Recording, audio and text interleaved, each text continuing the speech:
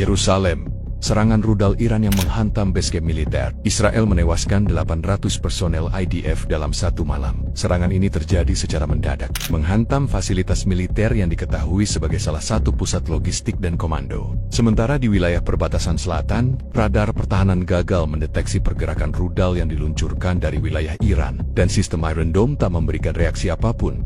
Pihak militer Israel hanya bisa mengonfirmasi serangan beberapa menit setelah ledakan besar mengguncang area tersebut. Basecamp berubah menjadi puing. Sebagian besar korban adalah personel aktif yang sedang berada dalam barak saat rudal jatuh. Rumah sakit militer kewalahan menerima serpihan tubuh yang sulit diidentifikasi. Menurut laporan awal, banyak dari korban bahkan tidak sempat mengenakan sepatu Iron Dome. Ternyata hanya bekerja saat dipakai buat video promosi.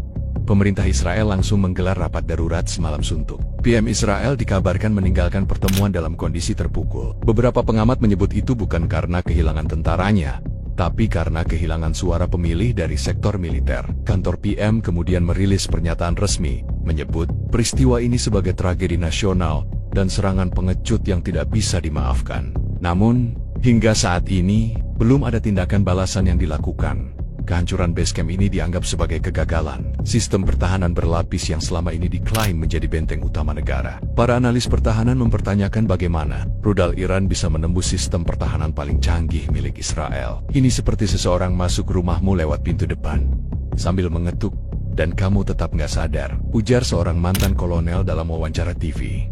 Tak hanya itu, drone pengintai Iran yang merekam lokasi juga tidak terdeteksi. Kementerian Pertahanan menyalahkan kelemahan sinyal GPS sebagai alasan mengapa peringatan tidak diberikan tepat waktu. Sementara itu, suasana di Israel berubah drastis dalam beberapa jam pasca serangan. Media lokal dipenuhi dengan laporan darurat. Keluarga korban mulai berkumpul di rumah sakit militer, dan ambulans berjejer panjang di depan kamar jenazah. Banyak keluarga yang belum menerima konfirmasi resmi karena proses identifikasi masih berlangsung. Beberapa keluarga bahkan diberi 2 kantong jenazah dengan label kemungkinan dan cadangan karena tidak bisa memastikan mana yang anaknya. PM Israel kemudian dikabarkan akan hadir dalam pemakaman massal yang direncanakan dalam waktu dekat. Ia dijaga ketat karena khawatir akan ada kemarahan dari keluarga korban. Mereka bukan hanya kehilangan anak, mereka kehilangan kepercayaan terhadap negara, kata salah satu anggota parlemen yang juga diam-diam mencoba booking tiket ke luar negeri. Iran sendiri tidak memberikan pernyataan resmi, namun media pemerintah di Teheran merayakan apa yang mereka sebut sebagai pembalasan taktis terhadap arogansi Zionis. Sebuah media pro-Rezm menyebut keberhasilan serangan ini sebagai bukti bahwa Israel rapuh ketika tidak ada as di belakangnya. Salah satu presenter TV Iran bahkan menyindir, "Kami hanya mengirim 1 rudal, sisanya biar mereka hancur sendiri lewat WhatsApp grup mereka."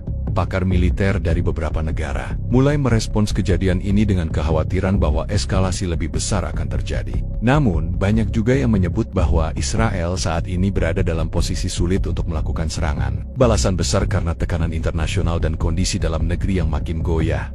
Kalau mereka balas, dunia marah. Kalau mereka diam, rakyat. Sekarang mereka baru sadar, nyerang Gaza itu beda sama nyerang negara beneran, ujar salah satu analis dari Eropa. Media sosial pun meledak dengan komentar yang beragam. Tagar Iran flop dan Itfern menjadi tren global. Netizen internasional menyindir bahwa rudal Iran lebih akurat daripada klaim Israel soal hak asasi manusia.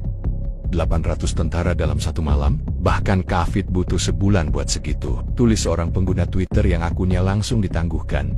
Dalam perkembangan terbaru, intelijen Israel menyebut bahwa rudal yang digunakan kemungkinan adalah varian terbaru dari Shahab 3 yang dimodifikasi dengan teknologi penjejak panas dan GPS presisi. Namun banyak pihak mempertanyakan kenapa Israel tidak mengetahui hal ini lebih awal. Mungkin mereka terlalu sibuk memati-moti influencer Palestina, kata jurnalis investigasi lokal dalam unggahan sinisnya. Kementerian Pertahanan menyebutkan bahwa sistem keamanan sedang dievaluasi ulang. Beberapa jenderal dirotasi dan ada laporan bahwa beberapa pejabat intelijen telah dicopot dari jabatannya. Namun publik mencibir langkah ini sebagai pergantian kursi di atas kapal yang sudah tenggelam.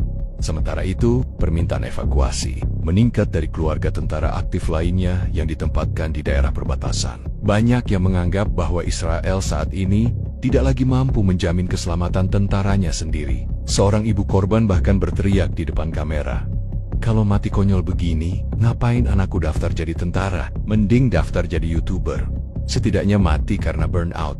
Bukan karena bom, tragedi ini menjadi peristiwa dengan korban militer terbanyak sepanjang sejarah modern Israel dalam satu hari. Pemerintah belum memberikan angka final mengenai kerusakan infrastruktur. Namun citra satelit menunjukkan area seluas lebih dari 12 hektar luluh lantak. Tim pencari terus bekerja menggali puing, walaupun harapan untuk menemukan korban selamat sudah sangat tipis. Biasanya IDF nguburin orang, sekarang mereka yang dikubur. Dunia memang penuh kejutan, ujar seorang aktivis anti perang di luar Knesset. Di sisi lain, tekanan internasional terhadap Israel mereda sejenak karena simpati terhadap jatuhnya korban militer. Namun banyak juga pihak yang tetap skeptis terhadap narasi Israel, mengingat sejarah manipulasi informasi dalam konflik-konflik sebelumnya. Israel kini menghadapi dilema besar antara memulihkan kepercayaan publik dan menghindari perang terbuka. Dan Gunveran. Sementara keluarga korban menunggu jawaban, dunia pun menunggu. Apakah serangan ini adalah awal dari perang besar, atau hanya satu bab berdarah yang segera dilupakan oleh diplomasi internasional? Setelah serangan rudal Iran menghancurkan base camp militer IDF dan menewaskan 800 tentara dalam semalam, suasana Israel berubah drastis. Dalam waktu kurang dari 24 jam, jenazah para korban mulai dipulangkan ke rumah sakit militer dan kamar jenazah di berbagai kota. Proses identifikasi berlangsung lambat karena kondisi tubuh para korban yang tidak utuh. Pemerintah menginstruksikan pemakaman massal dalam upaya mempercepat penanganan. Namun keputusan ini justru memicu amarah publik.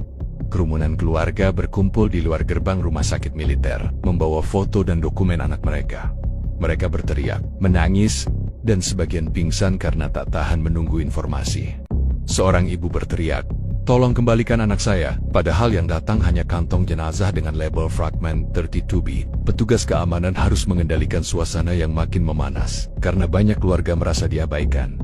Pemerintah mengumumkan hari berkabung nasional selama 3 hari, disertai pengibaran bendera setengah tiang di seluruh fasilitas negara.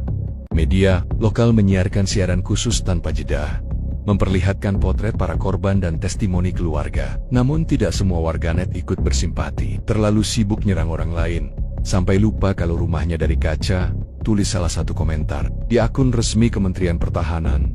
Di sisi politik, tekanan terhadap Perdana Menteri meningkat tajam. Lawan-lawan politik menuding ada kelalaian intelijen dan manipulasi publik selama ini. Sebuah surat terbuka dari kelompok mantan perwira 1D menyebutkan bahwa korban ini adalah akibat dari kesombongan buta dan kepercayaan palsu terhadap teknologi yang ternyata cuma pajangan pameran militer. PM Israel yang datang ke lokasi pemakaman massal langsung disambut teriakan, "Darah anak kami ada di tanganmu." Beberapa keluarga bahkan menolak berjabat tangan, sementara seorang ayah korban sempat melemparkan batu ke arah konvoi kendaraan PM sebelum diamankan. Pihak keamanan menyebut situasi saat itu sebagai kondisi darurat sipil skala kecil. Dalam siaran langsung televisi, Perdana Menteri sempat memberikan pidato singkat. Suaranya bergetar saat membaca nama-nama korban yang telah dikonfirmasi. Namun kamera sempat menangkap ekspresinya yang kosong saat mikrofon dimatikan. Warganet langsung menyebarkan video tersebut dengan caption, "Lagi mikir cara pura-pura sedih biar rating elektabilitas naik." Upaya pemerintah untuk meredam kemarahan publik dengan memberikan penghargaan anumerta dan kompensasi uang tunai senilai 200.000 shekel per korban juga dikritik. Banyak keluarga menilai kompensasi itu tidak sebanding dengan kehilangan nyawa dan masa depan anak mereka. "Anak saya bukan lem Aibon,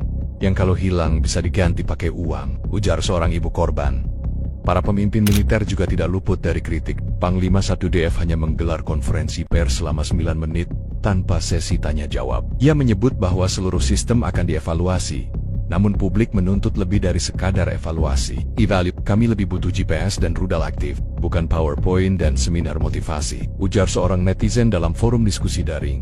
Pemakaman massal yang digelar di dataran militer Negev dilakukan dalam pengamanan ketat. Peti-peti jenazah disusun berbaris dan ditutupi bendera Israel. Setiap jenazah diiringi suara trompet militer dan tembakan kehormatan. Namun, dalam satu insiden, seorang perwira tertawa saat membaca daftar nama korban, dan insiden itu terekam. "Alamik, kalau 800 tentara tewas bikin kamu ketawa. Coba bayangin kalau yang kena giliran kamu," ujar warganet yang mengunggah ulang potongan video tersebut. Organisasi HAM Internasional mulai mempertanyakan kapasitas Israel dalam menjaga keselamatan prajuritnya. Sebuah laporan menyebut bahwa base camp tersebut sebenarnya tidak layak huni dan terlalu dekat dengan zona konflik. Bahkan disebutkan bahwa anggaran pengamanan dialihkan untuk proyek pemukiman ilegal di tepi barat.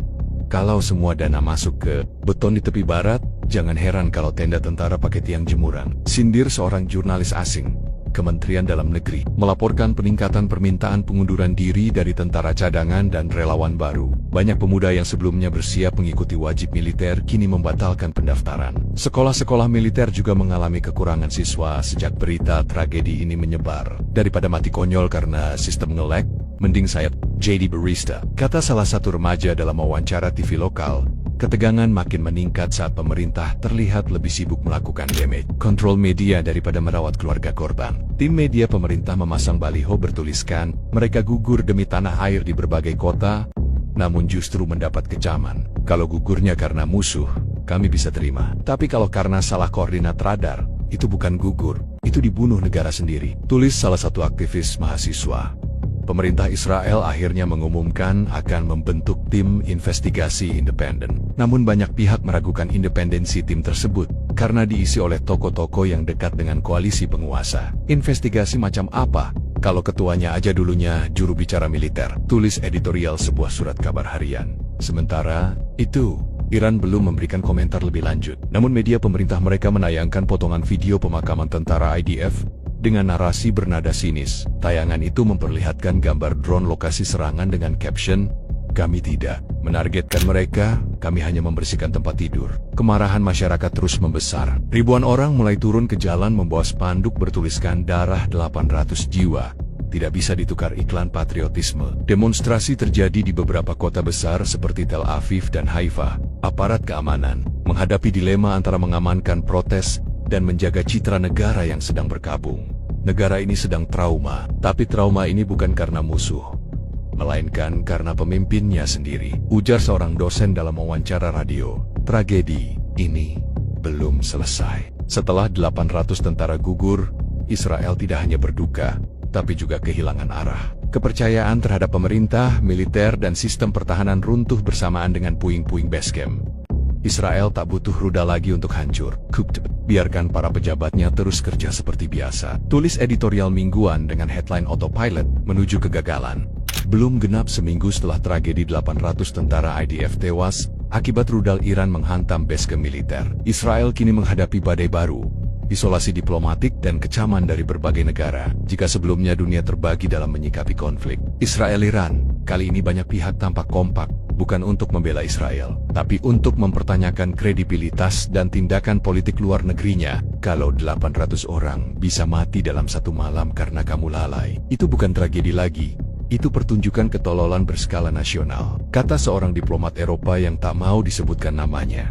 Perserikatan Bangsa-Bangsa menggelar sidang darurat, namun kali ini bukan untuk mengecam Iran, melainkan untuk mendesak Israel mengurangi aktivitas militer dan menunjukkan transparansi penuh atas insiden mematikan itu. Perwakilan Rusia dan Tiongkok menyebut serangan rudal Iran sebagai respon taktis terhadap agresi yang berlangsung lama. Bahkan Prancis, yang selama ini relatif netral, mengeluarkan pernyataan tajam bahwa tidak ada sistem pertahanan yang bisa menggantikan akal sehat dalam strategi militer. Jerman bahkan menyindir lewat media, "Kami belajar dari masa lalu."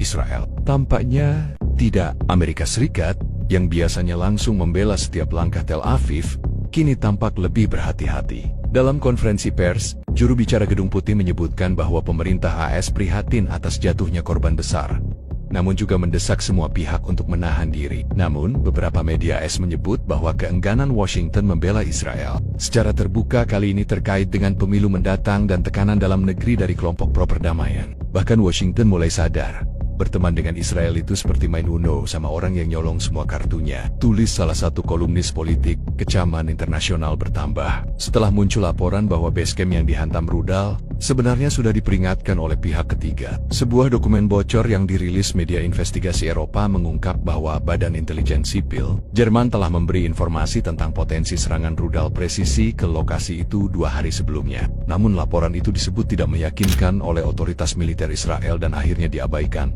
Tentu saja mereka abaikan. Kalau dokumennya nggak berlogo Mossad, mereka pikir itu brosur makanan, tulis seorang netizen. Dalam negeri, tekanan terhadap koalisi pemerintahan makin membesar. Koalisi sayap kanan mulai retak, dengan beberapa anggota partai ekstrem mulai menyalahkan kebijakan PM yang terlalu lunak terhadap ancaman Iran. Di sisi lain, kelompok kiri menuduh pemerintah telah gagal secara total dalam melindungi warganya. Sementara itu, PM Israel sendiri masih keliling rumah duka sambil sesekali menitikan air mata yang terlihat lebih dilatih daripada tulus. Media sosial terus menjadi medan pertempuran opini. Hashtag seperti #ItFadown, Zionist Fail, dan 800-D mendominasi trending global. Para aktivis dan influencer internasional membandingkan tragedi ini dengan tragedi militer terbesar dalam sejarah abad ke-21. Banyak yang menyebut bahwa jika 800 tentara bisa tewas karena satu rudal, maka narasi tentang kekuatan militer Israel selama ini hanya ilusi. Mereka jago ngebom rumah warga, tapi kena satu rudal langsung kok. Ini bukan tentara, ini cosplay militer, ujar aktivis dari Kanada. Iran sendiri belum memberikan pernyataan baru, namun para analis menyimpulkan bahwa mereka sedang menahan diri secara strategis. Dalam wawancara dengan TV pemerintah, seorang jenderal Iran mengatakan, "Kami tidak berperang, kami hanya menyentil, tapi mereka roboh sendiri." Di sisi lain, kelompok milisi pro-Iran di wilayah Timur Tengah mengklaim bahwa peristiwa ini membuktikan dominasi perlawanan rakyat terhadap mesin militer penjajah. Israel yang biasanya agresif dan penuh percaya diri kini terlihat seperti negara yang panik. Konferensi pers dibatalkan, wawancara jenderal militer ditunda, dan laporan media dikendalikan lebih ketat. Namun kebocoran informasi tetap terjadi. Termasuk satu laporan bahwa tentara yang masih hidup kini menolak tidur di base camp dan memilih tidur di mobil mereka. Beberapa menyebut bahwa rasa takut diserang lebih besar daripada kepatuhan pada komando. Ekonomi Israel juga mulai merasakan dampak. Bursa saham anjlok, investor asing mulai menarik modal, dan sektor pertahanan yang selama ini menjadi kebanggaan nasional justru mengalami penurunan kepercayaan drastis. Bahkan ada rumor bahwa negara-negara yang biasa membeli senjata dari Israel mulai mempertimbangkan ganti vendor. "Kami butuh sistem pertahanan, bukan kembang api tahun baru," kata salah satu pejabat Asia Tengah. Kementerian Luar Negeri Israel mencoba melakukan tur diplomatik untuk menjelaskan posisi mereka, namun hasilnya minim. Banyak negara menolak memberikan ruang bagi perwakilan Israel untuk berbicara, dengan alasan situasi belum stabil dan duka korban belum terlewati. Salah satu delegasi Israel bahkan ditolak masuk ke Uni Afrika karena dikhawatirkan bisa membawa ketidakstabilan dan mental korban. Sementara itu, kelompok perlawanan di Gaza dan Lebanon menyambut tragedi ini sebagai momentum moral. Mereka menyebarkan poster bertuliskan, "Jika 800 jatuh karena satu rudal, berapa lagi jika kami bersatu?" Israel pun meningkatkan pengawasan di seluruh perbatasannya, tapi tetap tidak bisa menutupi kegagalan total yang terjadi. Negara ini sekarang dijaga oleh paranoia, bukan teknologi. Kata salah satu kolumnis lokal, tragedi 800 tentara bukan hanya luka nasional. Ini adalah pecahnya mita. Dunia mulai melihat bahwa narasi tak terkalahkan hanyalah ilusi PR, teknologi, dana, propaganda. Semua itu hancur dalam satu malam ketika Iran meluncurkan rudal presisi ke tengah jantung militer. Kalau ini adalah kekuatan tertinggi di Timur Tengah, maka kita semua telah dibohongi selama 40 tahun. Ujar seorang profesor strategi militer dari Swedia. Kini Israel menghadapi kenyataan pahit, bukan hanya kehilangan tentaranya, tapi juga kehilangan muka di mata dunia. Diplomasi runtuh, citra rusak, ekonomi goyah, dan rakyat marah. Seorang penulis senior menyimpulkan, mereka tak lagi takut perang, mereka takut kedamaian. Karena di masa damai, rakyat sempat berpikir, dan itu yang paling berbahaya bagi penguasa. Krisis yang melanda Israel telah mencapai titik kritis. Setelah kehilangan 800 prajurit dalam satu malam, akibat rudal Iran menghantam base camp militer 1DF, negara ini tak hanya menghadapi derita kehilangan, tapi juga kehancuran kepercayaan rakyat, kegagalan militer, runtuhnya diplomasi luar negeri, dan ancaman krisis politik paling serius dalam 2 dekade terakhir. Dulu mereka percaya pada sistem pertahanan Iron Dome. Sekarang rakyat lebih percaya sama payung lipat. Setidaknya itu bisa dibuka. DPR Israel mengalami kekacauan internal. Fraksi-fraksi saling tuding dalam rapat pleno yang berlangsung panas. 3. Menteri Pertahanan Cadangan mengundurkan diri. Seorang anggota parlemen melemparkan map ke wajah Menteri Dalam Negeri, menyebutnya komandan papan reklame karena lebih sibuk tampil di media dibanding menangani krisis nyata. Kalau semua solusi cuma konferensi pers dan template pidato duka, mending kita semua pindah kerja ke stasiun TV, teriaknya sambil keluar dari ruang sidang. Kabinet perang dibentuk secara mendadak, namun tanpa arah yang jelas. Pertemuan-pertemuan darurat dilakukan secara tertutup, tapi bocoran-bocoran tetap muncul lewat wartawan oposisi. Salah satu bocoran menyebut bahwa PM Israel bahkan sempat mempertimbangkan melarikan diri ke luar negeri jika kondisi berlanjut memburuk. "Jangan khawatir," sindir seorang komentator. "Kalau dia kabur, rudal Iran gak perlu kerja 2 kali. Demonstrasi massal semakin tak terbendung. Di Tel Aviv, Haifa, Beersheba, dan Yerusalem, ratusan ribu warga turun ke jalan. Mereka membawa spanduk bertuliskan "Bukan perang yang membunuh kami." Di antara kerumunan banyak tentara cadangan yang melepaskan seragam mereka di depan umum. Sebagai simbol pembangkangan, beberapa dari mereka menyuarakan penolakan terhadap perintah militer baru yang mereka nilai bunuh diri tak berdasar strategi. Gambaran kekacauan juga terlihat di lembaga-lembaga vital. Rumah sakit militer kehabisan ruang pendingin untuk jenazah. Pemerintah menyewa kontainer industri untuk menampung korban.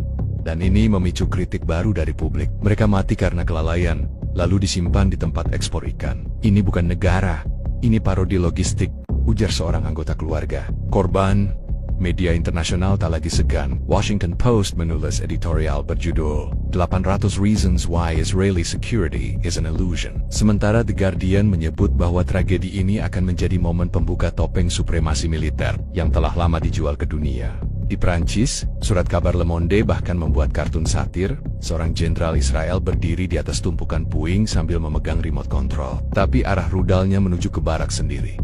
Captionnya, Self-Destruct Mode Activated. Kejadian ini juga mengguncang sektor ekonomi. Nilai tukar shekel jatuh ke level terendah sejak ke 2006.